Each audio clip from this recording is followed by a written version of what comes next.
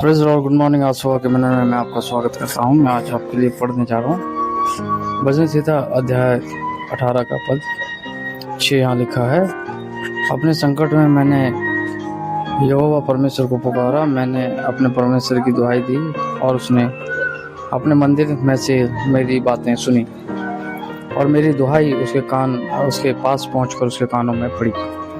मेरे जी जो ये उस दुखी असहाय मनुष्य की प्रार्थना है जिसके पास कोई आशा नहीं थी, जिसके पास कोई होप नहीं था। इवन वचन में लिखा हुआ है इस 18 के पद में, अगर आप देखेंगे, उसे मृत्यु तक ने घेर लिया था।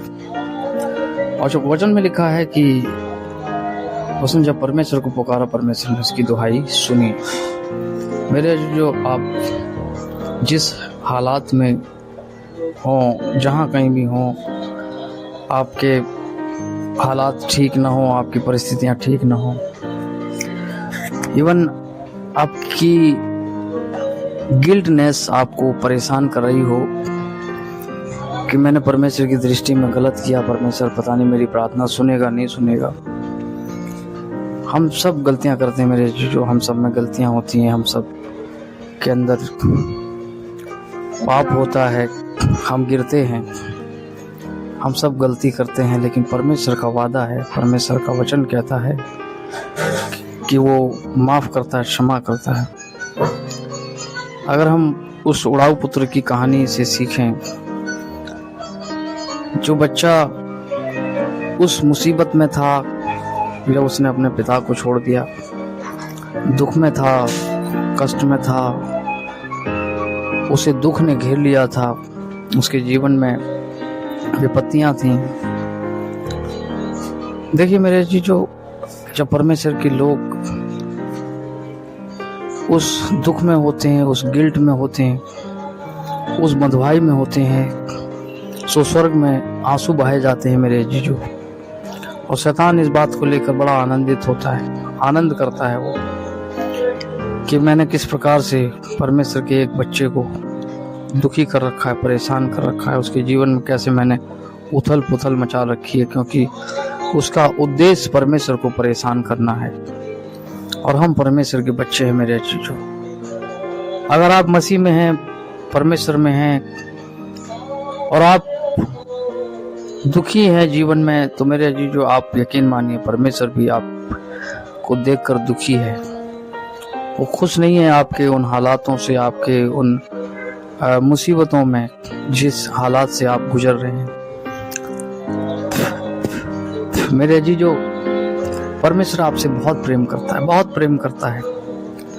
वो इतना प्रेम करता है कि उसने अंतिम सांस, जब वो इस पृथ्वी पर था, उसने अंतिम सांस उस क्रूस पर ली, तो उसने बाहें फैलाकर आपको पुकारा कि मैं तुझसे इतना प्रेम करता हूँ, मेरा प्रेम अनंत है मेरे जीजो, उसके पास लौट आए। जिस प्रकार से वो उड़ाऊ पुत्र परमेश्वर के पास वो लौटा, पिता के पास वो दोबारा लौटा। और मेरे जीजो, वचन में लिखा हुआ, साफ साफ लिखा हुआ है कि पिता ने उसे माफ कर दिया। उसने तो बात भी नहीं करी कि तूने गलती करी है, उसने तो पूछा भी नहीं कि तूने पाप किया है, गलतियां करी हैं, तेरे जीवन में कुछ गलतियां थी, कमी थी। उसने तो इन सब बातों को दरकिनार कर दिया। उसे तो बस एक ही बात समझ आई कि मेरा बेटा लौट आया है। मेरे जीजू, आप जहां कहीं भी हैं, पिता में लौट आए। अगर आप इस समय उन दुखों से होकर गुजर रहे हों, परेशानी में होकर गुजर रहे हों, जिन्हें आप समझते हैं कि शायद मेरे पिता ने मेरे ऊपर डाला, नहीं मेरे जीजो, पिता की मर्जी ये नहीं है। पिता की मर्जी है कि आप आशीषित हों। हो सकता है आपके अंदर गलतियां रही हों, जीवन में आपने पाप किए हों।